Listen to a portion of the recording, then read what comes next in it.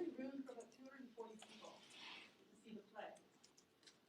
But by this point, in 1953, so many people had heard about Beckett, had heard about this play. The play had actually been published.